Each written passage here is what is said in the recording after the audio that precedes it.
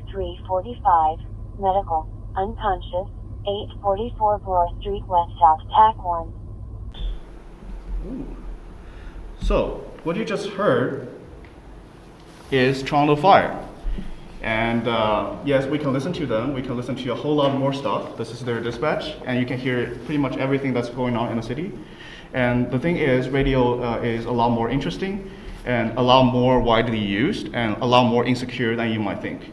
So welcome to this presentation. My name is also known as KTEX. Today I'll be giving you, well, an introduction, but very technical introduction into radio security. So first, before we start talking about the security risks themselves, let's talk about why radio security still matters at all. And then we're gonna go through each of the risks, and we're gonna be also be talking about how to apply radio security. How do you actually use them, their vulnerabilities in pen tests, for example.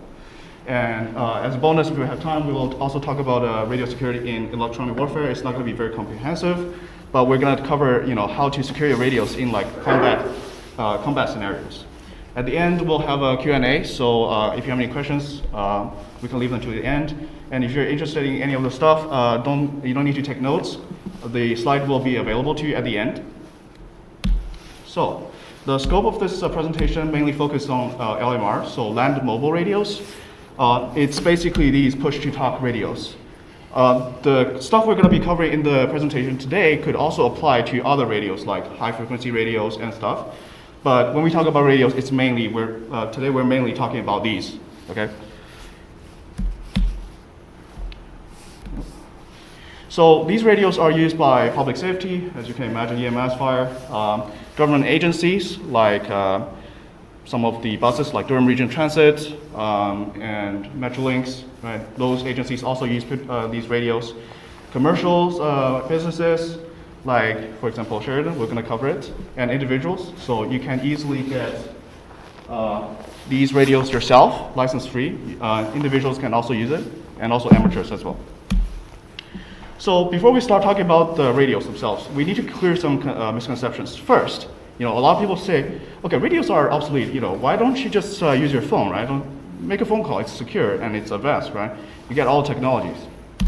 Well, there are a lot of reasons, but basically, the radios have irreplaceable advantages, including availability. For example, if your cellular network goes down in an earthquake, your radios may still work. They have independent infrastructure.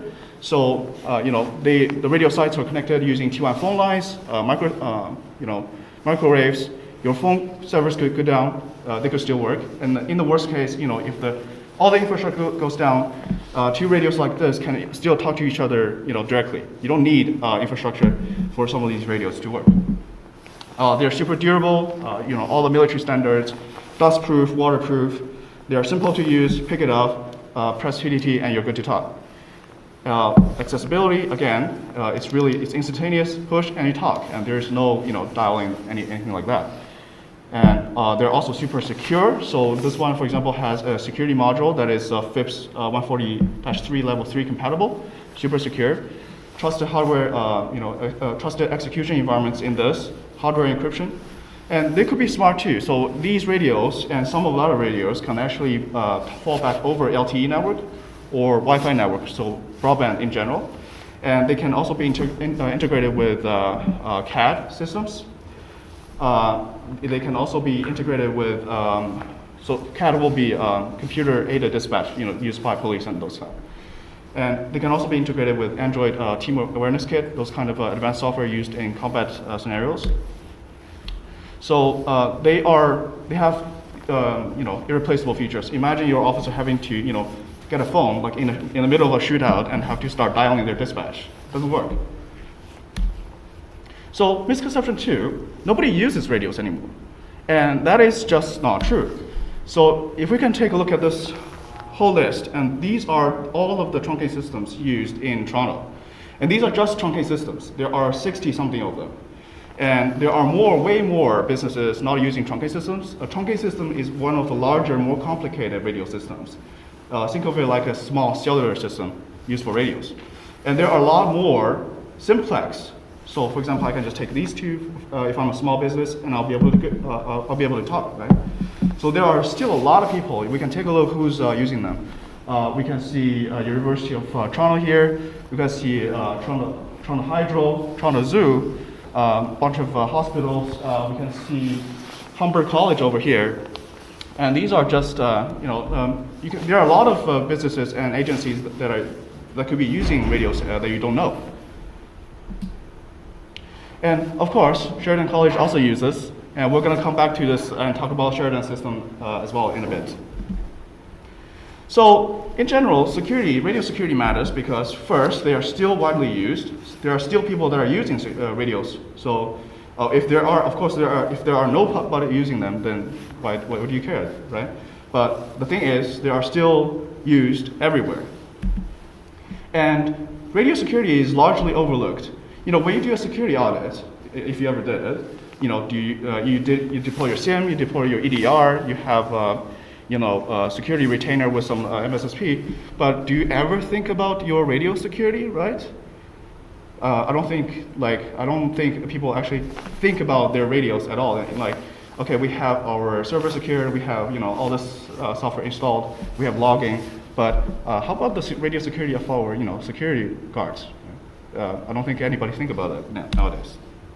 And yet, great damage could be done with abusing these radios.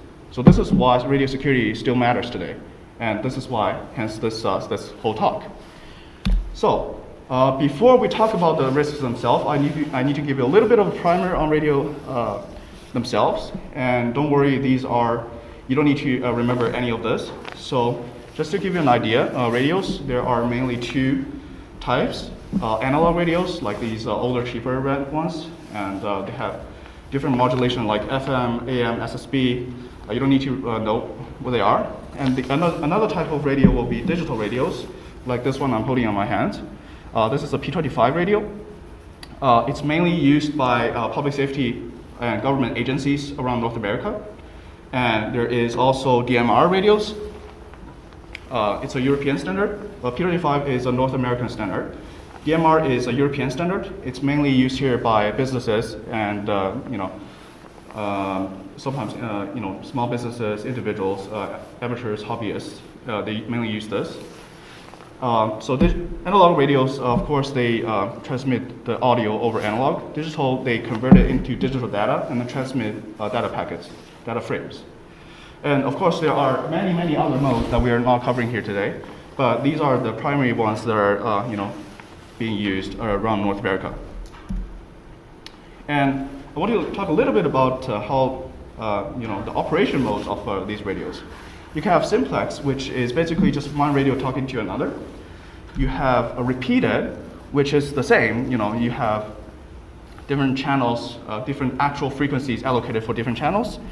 The difference being that you set up a repeater on somewhere high up, which gets better coverage, and that has a lot of power.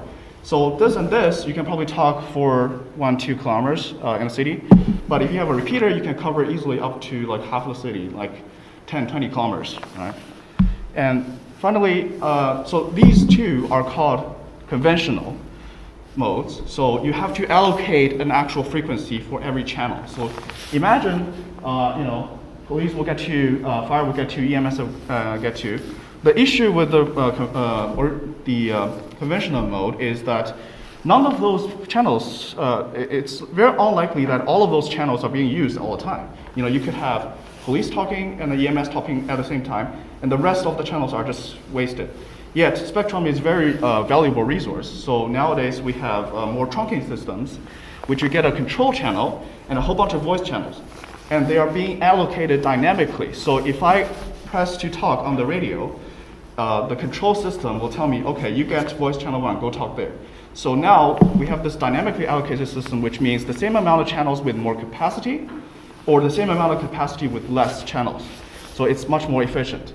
And it's not worth mentioning that trunking systems can get a lot more complicated than traditional systems.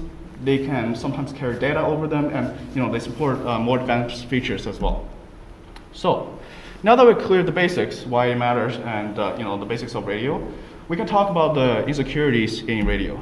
So first, lack or weak encryption, scrambling. 2, lack of authentication. 3, unprotected metadata. And 4, poor user security awareness and programming. So poor user programming. Let me just take this off. It's getting hot in here. Okay. So we're going to be taking a look at each of these 4. So let's start with lack of or weak encryption scrambling. So a lot of these radio transmissions are made in the clear without encryption. So like what we just heard, trying to fire dispatch. Some of them have security, but really bad, really bad. So like basic security by Motorola is only 10 bits of security. For any of you crypto nerds out there, you know it's really bad. And also we have RC4, which is also another encryption commonly used in radios. It's also branded Enhanced Privacy ADP by some companies. ADP stands for Advanced Digital Privacy, but it's not really that advanced. It's only 40 bits. So it can be broken in under a day. And I say it can be, it's not theoretical. We have tools that can actually break it in under a day. So this is what it looks like in the radio program software. You can see that you have enhanced here, you have enhanced encryption here. So these are basically your RC4 in reality. And before we talk about how to remediate it, we'll have to understand the technology a little bit. As I said, it's a rather technical talk. So there are 2 streams to it. There is digital and analog. They are separate. So for digital, you have digital encryption. So because we are sending digital data, essentially, we can use the common encryption modes we're using for other digital stuff we use, like AES, DES. All of the encryption theoretically in NSA Suite A and B we can use. Most of chances are the only one that you're going to get in these radios that's good enough will be AES. Other stuff like DES, RC4, obsolete. And a lot of other algorithms are not commonly supported on these radios anymore. For example, this one only supports, you can see the sheet below, it supports ADP, AES, DES, and DVP. So only AES is actually secure enough. And of course, there are the classified stuff used by governments. And for example, Fascinator, used by the US government, it's highly classified. All we know right now is its name. We don't know how many security bits it has. But there could be more, and their algorithms are not disclosed or anything. So the better, more advanced, more secure, top secret stuff, they have better stuff for it.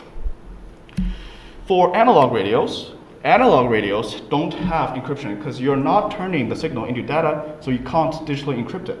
So instead of having encryption, we have what's called scrambling. Just mess the voice up so you can't understand it. So usually speaking, we have voice inversion. So basic voice inversion. So imagine, your talking voice on the spectrum. It will look like, from frequency, your voice frequency from low to high. So we invert it. And then we send it. So if your radio can't invert it back, then you can't understand it. It sounds like gibberish. And the other ones are more advanced. So like rolling code. Imagine you choose a point in the frequency and you mirror your voice at that point. And then using a series of pseudo-random code, you can continue to invert it at different points of your voice. So it's even more messed up. And there is also split band. So you divide your voice into different bands, and then you invert them separately. And there is, usually speaking, voice scrambling is considered pretty weak. There are software that can help, unscramble the voice right now. So. And also it has range problems, which we'll cover in a bit, so it's not used as much today. However, there are some scramblers like the Marconi Advanced Scrambler, which was used to be used by British police. It still hasn't been cracked yet. Here is a diagram of, this better shows how scrambling works. So you have your original signal here. You can split them into bands and invert them separately. And then you can also invert it separately, and then you shift them around. You can invert some of them and then shift them around. So you get the idea, just mess it up so you can't understand what's being talked about. And even if scrambling is secure, it has another problem. So we can see here, the blue line on top is the digital, and the gray line below it is analog without scrambling. And the other gray line below it, this is the scrambled signal for analog. So, so the axis below is signal strength, and you can see digital signal, whether encrypted or not, as the signal gets weaker, it still stays really strong until a certain point and start to fall drastically. Whereas analog tends to fade gradually as you move further, as it gets weaker. But the issue with scrambling is that once you turn it on, the range drops drastically. So nowadays, people are just turning into digital, get encryption, so you get really good range and you're really secure with AES. So analog like scrambling isn't really used anymore. And also because of this, most of the stuff out there that's analog aren't really being scrambled, otherwise it kills its range. Yeah.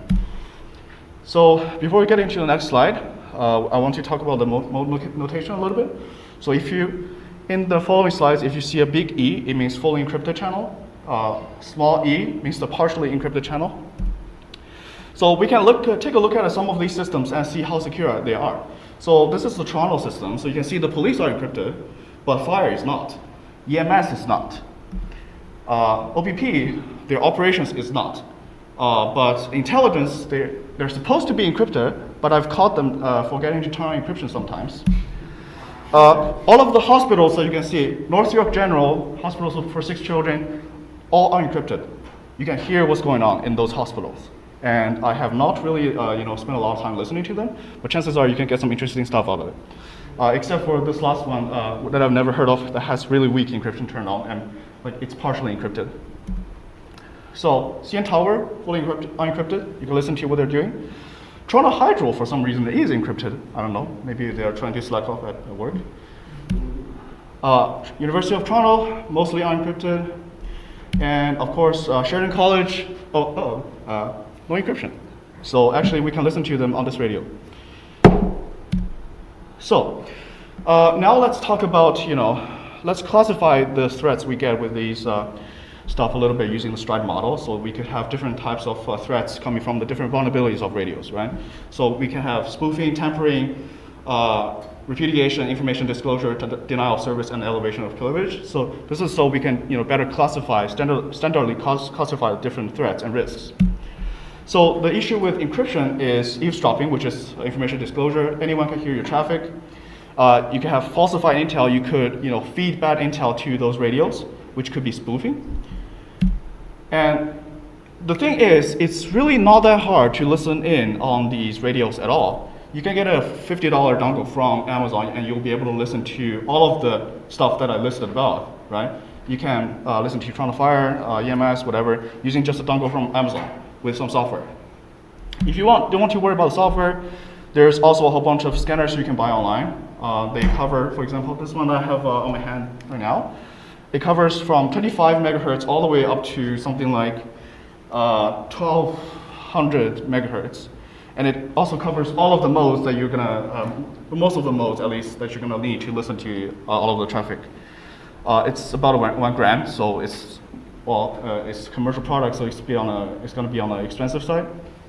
But if you don't want to set up software, if you just want to walk around and be able to listen to stuff, you can get something like this as well. And how do you listen to them? You can also use just actual radios, right? You can use actual radios to listen to radio traffic. But the downside of this, they're gonna be very expensive. For example, this costs about 1 gram. This costs about 10 grand, brand new, but you can get it used for like 5 grand or something. But still, they are significantly more expensive if you really want. But the upside is that they have a lot more features. And also you can transmit, but don't. By the way, the Canadian law, the TLDR of this is don't break encryption. You can listen to unencrypted traffic, but don't break encryption. You can go to jail for that, technically. So the remediation to weak encryption, of course, is to use strong encryption, right? Just encrypt your radio traffic with AES 256 or something better, and you'll be done. Really? It's actually not as easy as it sounds. So with encrypted radios, you need really expensive devices. So this one does AES encryption, it's like $1,000. This one doesn't, it's $50 on Amazon. So these devices can get really expensive. And you need to worry about key distribution. Imagine you have like a fire department, you have 1,000 radios. How do you transport the encryption keys onto those radios. So in order to key a lot of these radios, you will need something like it's called a KVL KDF. It's called a key field device. You store the key on here and you use a cable to connect it to the radios to fill them the keys. So when you have a lot of radios, how are you gonna fill the keys to the radios, right? And especially if you want to rotate keys frequently, it's a really big challenge. So you probably want something called OTAR, over-the-air rekeying. You will have a key management facility, which is like a server you run, and then you'll be able to rekey every radio over the air. You don't need to bring them in. But the thing is, this is incredibly expensive from what I heard. So are you really down to invest the money? Key loss procedures. So if you have a security operation, you have operators in the field, and some of these radios clear their encryption keys after, for example, after you remove the battery. So if one of your radios, the keys get swiped in the middle of something, what do? The only way for the operations to continue is for everyone to turn off their encryption. Otherwise, the radio that lost its key wouldn't be able to hear anybody else. So now your encryption is compromised, right? So these are the things you need to consider before you implement, or when you're implementing encryption. And another caveat is that most of these radios don't support perfect forward secrecy, which means if a key gets leaked in the future, all of your previous conversations encrypted with it can be decrypted now. So it's all stuff you need to consider when you're doing encryption with radios. And also something else you're probably going to hear is called CTS-CSS, so continuous tone coded squelch. It has nothing to do with security at all, but they're sometimes branded as privacy code. When you go to say Walmart, right? It says, oh, we have so many privacy code, but it absolutely has nothing to do with security. What it does is to basically inject a low frequency voice into the voice that you're sending in analog radios. So the receiver radio can detect if that's there. If it's not, it thinks it's voice. So it thinks it's noise. So it's used to eliminate noise. It has nothing to do with privacy or security. So when you see CTCSS or DCS, just keep that in mind. It's the only way you're going to secure stuff in radios encryption. Second issue, lack of authentication. So a lot of these radio systems, like trunking systems, they have no authentication or really weak or vulnerable authentication. I'm going to give you a few examples. So the P25 used by law enforcement and stuff, Tetra used in Europe, they all have some problems. And DMR has restricted access to system, RAS. I'm going to cover a little bit about that because I didn't find a really good paper on it. So let's take P25 for example. How authentication for these radios work? Your site, when you connect to the site sends you a authentication challenge. It's a challenge and response, right? You get a challenge, you use your common shared encryption key to send a response, and then you're registered. But the issue with P25 link layer authentication is that, and I quote this paper, a successful authentication does not establish a session key, but instead merely changes the state of the association to the authenticated state. What that implies is that when you authenticate it, it says, okay, this radio ID is good. So now you can send traffic, but you don't actually negotiate a session key. What that means is that I can listen to who's talking, so that means that radio is authenticated. Then I can program my own radio to the same ID, and now I can talk on the system. So that's a really big problem. We can bypass that authentication. Tetra, I'm not an expert in, but this paper says that it also has some really big problems with their authentication protocol. I'm not too deep into Tetra, so I'm not going to talk too much. And DMR RAS, what I heard, I have not validated that. What I heard people say on the forum is that you can tailgate other signals. So after a legitimate radio transmits, you can key up right after it, and you'll be able to talk on the system. So problem with that, impersonation, obviously. If I can get my radio onto your system, I can put whatever ID on it, then I can pretend to be anyone on the system. I can do spoofing. I can, just key up, and now your security wouldn't be able to talk because I'm talking all the time. That's denial of service. The remediation for that, to a separate protocol, but are there protocols that are secure really? And also, if you're police, if you're fire, chances are it's mandatory for you to use something like P25. So moving to another protocol isn't always an option. If you can't, better to have a bad authentication than none. It still significantly increases the amount of work people will have to do to break into your system. Maybe wait for proper authentication if that ever comes. And actually, encryption could help with authentication issues. So if you're worried about people impersonating other people, now internally you can share an encryption key such that if I impersonate someone, I don't have your key, so you can't really hear the traffic that I send. It solves impersonation issues to some extent. Third issue, unprotected metadata. There is a lot of metadata in digital radios especially. There can also be in analog radios, like all these that you're seeing here. So for example, this is some metadata that I captured for, this is actually Ontario's next generation provincial-wide network. So I'm using SDR to capture some metadata here. And this is a really fancy diagram, but it's not really that complicated. So you can see the VC1, VC2 right above. Those are the voice fragments.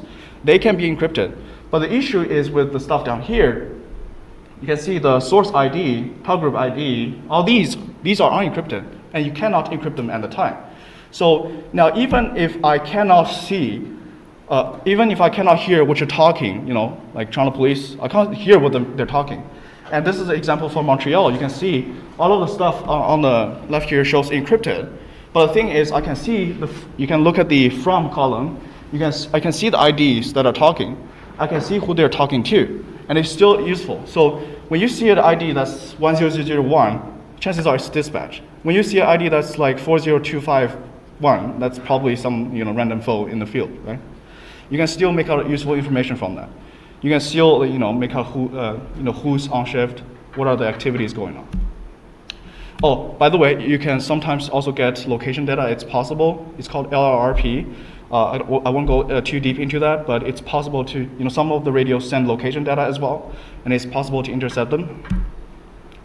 So the problem of this, obviously, is information disclosure. You leak a whole bunch of metadata, and how do you fix that? Well, you encrypt the metadata, right? So, but the issue is, can you? So encryption, for example, for P25, there is a standard being worked on, but it's not there yet. So as of 2023, they say we're working on it. When they're going to finish, we don't know.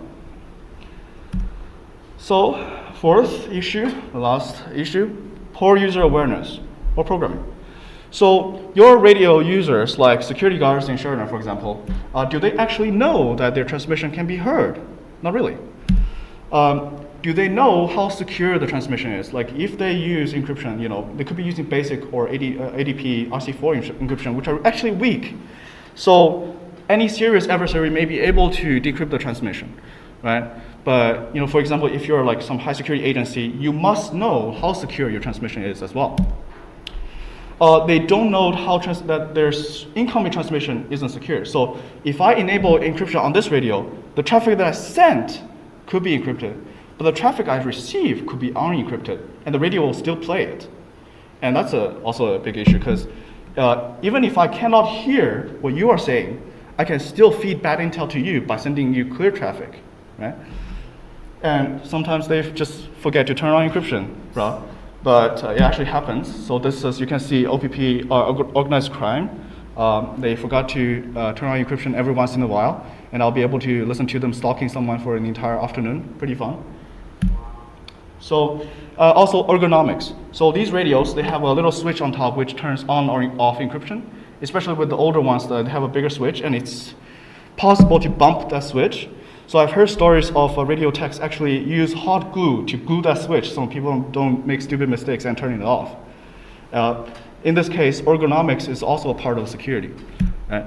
So the problem with user awareness and poor programming is, insecure transmission. Like they don't know it's unsecure. They say everything out there, and they disclose sensitive information. Right? They are unable to identify impersonators. They don't know the incoming transmission is unsecure. So remediations, obviously, train your users, but you have better solutions than that. You can use strong encryption so nobody can hear you at all, so you don't need to worry about them accidentally leaking information. You can strap your encryption keys, ignore clear voice, and enable clear alert tones. I'll explain what I mean. So with these radios, what you can do is strap the encryption key to a specific channel. So on the channel that you're on, if an encryption key is strapped to that channel, then it doesn't matter where you turn the encryption switch. It's always encrypted. So my recommendations to anybody that will actually program radios out there, what you can do is have two separate channels if you have to have the same frequency encrypted and unencrypted. So when you do actually use the radio, you can set up voice announcement like tag 1 secure, tag 1 clear, right? So your operators will have less of a chance actually bump off the switch. You can program to ignore clear voice. So if there's someone without an encryption key trying to talk to you, you wouldn't be able to hear it. It would just be ignored. So you can't be fed bad intel. You can also enable what's called clear alert tones. So when I transmit on the radio like this, if my audio is not encrypted, so it has a beep. It has a little beep in front of it to tell me that, hey, your encryption is not on. And you can also turn it on for receiving. So when you're receiving audio, if it's clear, it will beep before it plays the audio. It's not that obvious, but it's better than nothing. So to recap what we talked about so far, I know it's really long, I know it's really deep and technical. So let's do a recap. So the problems we talk about with radio security is, lack of or weak encryption, lack of weak authentication, unprotected metadata, poor user security awareness or programming, and just to, just a general rule of thumb, how to secure your system, follow these. Use a strong encryption, enable link layer security if it's available to you, enable link layer encryption if it's available to you, use security-oriented radio programming. Programming is in such a way that it's easy to use, that is secure by default, that users can't easily make mistakes. And finally, conduct user training. So here comes the little more interesting part. So how do you actually apply radio security in pen tests? I think this is what you could be more interested in. So first, passively, we can do signal intelligence. We can figure out the shift patterns of security guards. When they come on shift, when they come off shift. In that gap time, it could be a good time to do fast stuff, right? Where they patrol, their patrol areas, their current locations, you can hear, oh, I'm going to room, blah, blah, blah. Okay, the security guard is over there. He's not in my way. You can get their mode of operation, their habits, what they do, what they say. And you can also sometimes extract really sensitive information from the radios. So for example, supervisor names, their phone number. So now when you're going in, oh, I'm looking for your supervisor, James, right? You can also use them actively, although there are legal implications, but if we were to ignore those and talk about what could be done, you can feed them bad intelligence, cause a havoc. There is disturbance at door 2B, but you're at door A. Now you slip in because everybody is at door 2B, right?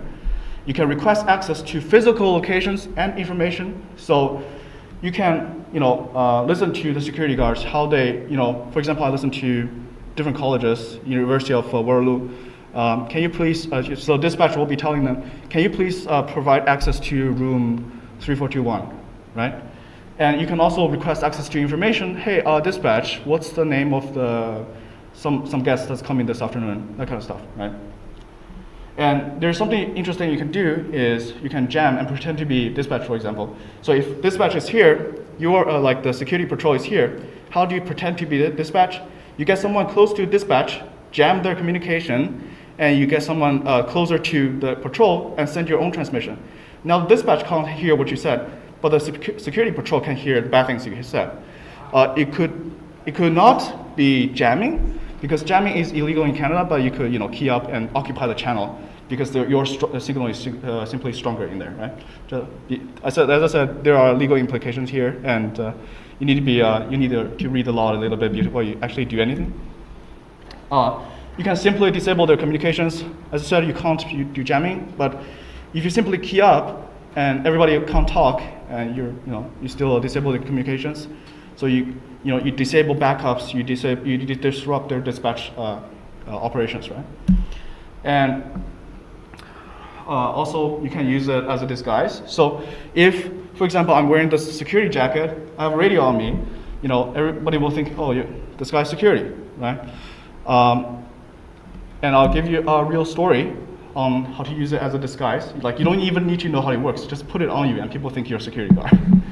So, last year we had a security program, and we had a security course, and one of the tasks was to do dumpster diving, get into the areas that you're not supposed to be, and see if you can get any interesting documents from the recycling bins, right? It was during COVID, so there weren't a lot of people in the office, but so what I did was I had a high-vis vest on me, I had a helmet, and I had earmuffs on my neck. I had a radio in my pocket, so I just walk into places, right? What I did was I had 2 channels on the radio. So I have channel 1 on dispatch, for example. And so when I'm walking around, people are going to hear dispatch audio, right? And if I get into trouble, okay, now I secretly turn into channel 2, which is my friend. And then I'll have them play as dispatch and excuse my way out of the situation. So this is something you can do, and I tried it in real life. Although I didn't ever need channel 2 because people just let me into anywhere. They swipe their own cards to let me in. But this is something you could do, right? And you can be creative. And this is, nobody actually talked about how to use radios to break into places. This is one way. And you can be creative and think of more stuff. So those are the main points that I have today, but I want to give you a little bit of a bonus and talk about radio security in electronic warfare. It's not comprehensive, it's just for the fun. So in a war zone, you have a little bit more challenges. You want to avoid detection or direction finding. If you are some infiltrating force, you don't want people to know that you're there. You don't want them to find out where you are, even if they see the signal, but you don't want them to directly find you. We can break it down into different domains. So first, spatial domain. We can use a directional antenna, terrain masking, signal reflections, low power, and keep moving. So I'm gonna use a map to illustrate what that means. So the blue dots are friendly forces, and red dots are foe. So you're trying to get your communication from the top of Sheridan College all the way to the mall over here. Now if you're using an omnidirectional antenna, so these antennas send in all directions, you're blasting out maximum power. What happens? Everyone hears you. So you can use the terrain features and you can use a directional antenna, so your signal can only reach your intended recipient. So now your foes, they might not even know that you're talking at all. So, and also if you're, it also makes the direction finding a little bit harder. You can use the reflections, the multipath effects in cities, and it will be a lot more harder to direction find you. And if you're keeping moving, it will be even harder for them to direction find you. And second, you can do it in the time domain. You can use data bursts. So basically make your transmissions really short, so they can't get an accurate reading on where you're sending from. You can do it from the frequency domain. Use multiple frequencies, like civilian frequencies that do not attract attention. Or you can use frequency hopping, which is basically rapidly switching between frequencies, hundreds, thousands of times per second. So it's hard for people to notice that there's transmission going on. And even if they notice, they have to track that. They'll have to follow your signal to be able to properly listen to what you're saying or direction find you. Obscurity could also help when you're, if you don't want to be heard or found. You can use unpopular modulations, encodings, frequencies, but these are less effective against professionals. So, for example, if I use digital radio, the folks on the street with analog radio from Walmart wouldn't be able to hear you. That's what it is. You can also use obscure languages or code words, and obviously don't sound like military. Don't talk specific keywords and use code words to obscure your conversation. So it's harder for them to realize that you're doing something sketchy or or to understand what you're saying. So another thing interesting in tactical radios is electronic countermeasures. For radios, this usually means jamming. So it's a type of electronic countermeasure. And the solution, well, it's electronic countermeasures. So in radios, it's usually frequency hopping. You have some really common modes like half quick, sync guards, quick look, at-start. So the first three are used commonly in the US military, the last one used by the Russians. And you can also increase your transmission power. So if your power is higher than the jammer, your conversation is still gonna go through. But you will need a lot of power. And you can also use a directional antenna to focus the energy of your transmission in one direction. Do we have time? Yeah, you're good. Okay. So here's a demo from the 1980s We switch the simulator of on. frequency hopping radios. You will see that the jamming signal is of immense proportions. At the peak of the wanted signal, the jammer is some 40 dBs. So yeah, that's the jammer, Higher that's the now. actual signal.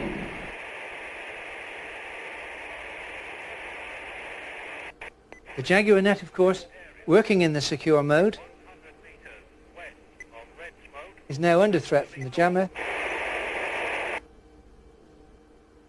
and communications are lost. A normal fixed channel radio would now have only one option, and that would be to change frequency or channel. Using the pre-programmed facilities of Jaguar, we can move up the frequency band.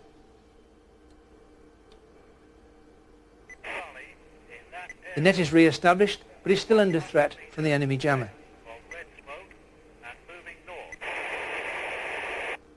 If I center that display, there's our working net, targeted by the jammer. We're now going to enter the frequency hopping mode. In a frequency hopping net, one radio is nominated the hop master, the remainder hop slaves. The operator at the hop master, which would normally be at the senior headquarters, merely taps his hop button twice until he gets a big H display in his window. All the other radios, the hop slaves, produce a small H by hitting the hop control once. You can observe the radios entering the frequency hopping mode. Within a maximum of 6 seconds, the radio net is re-established. So yeah, that's how, the early days of radio hopping. So this Jaguar system specifically hops 500 times per second. So in every second, it changes its frequency 500 times. So if you don't have the hop code, if you don't know how to track it, first, you're not going to be able to listen to the whole conversation. And second, you can see that the jammer doesn't track the signal, so it's harder to jam the signal. And in the modern days, there are what's called the fast jamming devices, but we're going to cover that in a bit. So that's from the 1980s. So now let's take a look at the modern system. So instead of hopping 800 times per second, they hop 20,000 times per second. They changed their frequencies 20,000 times per second. And this is the Russian system. So this is roughly where the modern technology is. Most of these radios, commercial or used by public safety, they don't really do hopping. Only the military ones usually do them. So we covered electronic countermeasures. We covered electronic countermeasures. Are we really safe with the countermeasures? Guess what comes next? Electronic countermeasures, of course, right? So even if you're using ECCM like frequency hopping, you can still be targeted. So this is a Russian system. It can track, it can work with radios hopping at 1,000 hops per second. So the older radios, they'll be able to deal with them. And better yet, this is only the export version. You can find it on Russian defense export. You can actually buy one if you want. And chances are for the militaries, they probably have saved better ones for themselves. So this one only does 1,000, but you could have a system that do better than that. So that's a really long talk. The takeaway for this talk, well, first, radio security is still really relevant and important. And the primary issues with these radios, encryption, authentication, metadata, and user awareness and programming. So if there's only one thing that I want you to take away from this talk, is that when the next time you do a security audit, when you look at the security of your company, do remember that radio security is a thing, and it could be very catastrophic if it do fail. There aren't, of course, a lot of people studying these nowadays. You know, I bet it's probably the first or second time that you heard Toronto Fire Dispatch. But in fact, it's always going on. And if we turn to the channel, there are always somebody talking, and it's very interesting, and you can get into it yourself. And so, for example, this is Toronto EMS that's talking right now, if they do decide to talk again. Oh.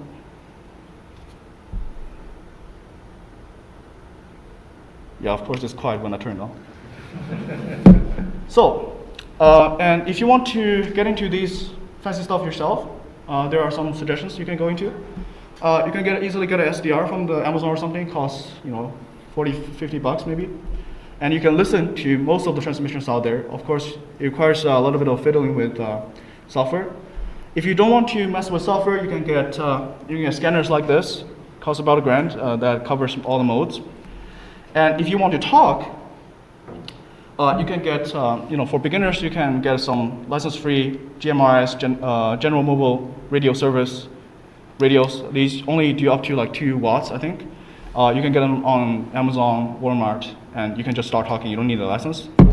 If you want to go even further, if you want to try more radios, more frequencies, have more freedom in what modes, like digital modes and that kind of stuff, you can get an amateur radio license and get an amateur radio or these professional radios. But once you get an amateur license, there are a whole lot of more stuff you can do.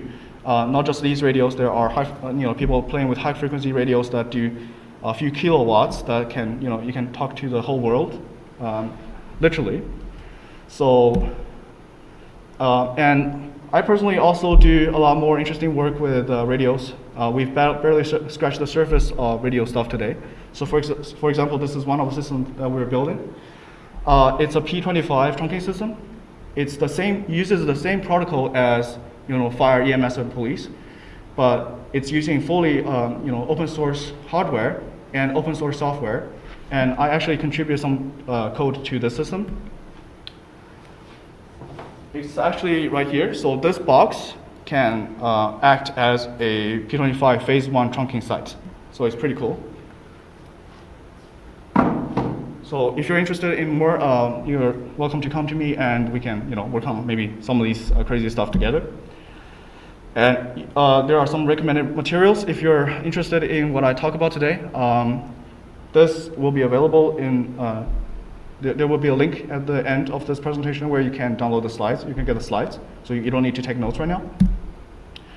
So now I'll be taking questions, if any, and you can contact me here. Any questions from the audience here? Go ahead. I have a couple of questions. First off, I guess, what's the professional career landscape for something like this? Is it a lot of just pen testing and military, or what's I saw you were working on the custom radio stuff that you just showed, but as far as somebody that's looking to get into this, do they have to get really lucky to start working with stuff like this, or is this skill set just one piece of your toolbox as like a physical pen tester, or what kind of opportunities are out there for radio security? Also, practically, it's the thing about this. The interesting thing about this is both the upside and downside is that nobody's really caring about these things nowadays. So if you go into a physical pen testing security firm, chances are they're not really into these things as well. So for me, right now, this is only a hobby. I can't really make too much money out of it. So yes, it could be a very interesting tool in your pen testing toolbox. When you're breaking into, when you're doing pen tests on some company, usually people do SIGINT, right? Signal intelligence. They do deal with the Wi-Fi network. But now you have an entire new attack surface that you can use. And chances are it's not well defended as Wi-Fi. So professionally, there are, of course, stuff like RCMP. They hire radio professionals to secure and provision their radios. But jobs related to these are much more scarce than generic pen testing. Of course, there is much lower demand for these. First, people don't realize they need to secure it. It's like 20 years ago, if you apply for a job for cybersecurity, you're not going to find many. It's the same thing with these things nowadays. So, but there are ones out there really rare, and chances are it's going to be a hobby or another tool in your pen testing toolbox. Gotcha. Another question I have is, the diagrams you showed of all the different, I guess, protocols or encryption or lack of encryption for the Toronto Police, the EMS, all that stuff, is that public information? Where did you get that kind of a breakdown of what technology they're using, that kind of stuff? Is that public? Yeah, so you can, Early slides. at the bottom, there is a radio reference database. There are also forums where they talk about these systems. So all of the information, what frequency they're using, what talk groups are there, they're on the database. You can easily look them up. And some of these scanners, they come pre-programmed with all the channels. For example, this one also has GPS. So what you can do is you can just walk around with this. You need to attach a GPS dongle to it, and it will, based on the information in the database, it knows what systems are around it, and it will automatically scan the systems around it. Okay? And you can obviously also use those information to program some of your own radios to listen to them. Yeah. Very cool. Sorry, just two more questions. I'm saving them, I'm going to forget them. Well, the third one is, you were talking about how one of the handheld radios you have could be used as I think you said a listener or a scanner, and then you said it can also transmit, but I think you said don't. What did you mean by that? You said one of the ones in front of you could also transmit, but don't use it to transmit or something. I meant to ask you earlier, but I want to interrupt your presentation. Why don't transmit it now? So it's laws and regulations. So all of these four, the ones that are behind me, they can transmit. But to transmit, first first option you use a license free. So essentially, the device is licensed. You don't need to be. So if you buy these from Walmart, you can just transmit whatever. Right? Second option, get amateur radio license. Essentially, if your device is not license free, you need to get a license. So either it's an amateur radio license or it's a business license. So, for example, if you work for businesses that use radios, the business gives you the license training and license to be able to use the radio. So, for example, if I'm on the Toronto emergency system, I don't work for them. I'm not authorized to transmit on the system. I see what you mean. Right. Transmit on what you're listening to. Gotcha. So there are two aspects here. First, you're not authorized to transmit on that frequency. Second, you are not authorized to use that system. So first, you're going to break Radio Communications Act by transmitting on a frequency that you're not supposed to. Like people talking on airband to aircrafts don't. Second, trunking systems can be considered computer systems. They have control channels. The radios are more like a small cellular system.